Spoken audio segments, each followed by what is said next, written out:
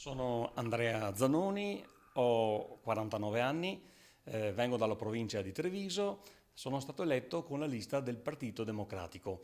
Mi occupo di ambiente, di tutela della salute e ho ricoperto il ruolo di parlamentare europeo per 2 anni e mezzo nella scorsa legislatura. Mi occupo di tutela dei diritti dei cittadini, di tutela dell'ambiente, di tutela della salute, di rispetto delle norme, della legalità e credo che uno dei principali obiettivi di un rappresentante dei cittadini sia quello di porre molta attenzione a come vengono spesi i soldi pubblici. Quindi massima attenzione al fenomeno purtroppo ancora dilagante della corruzione.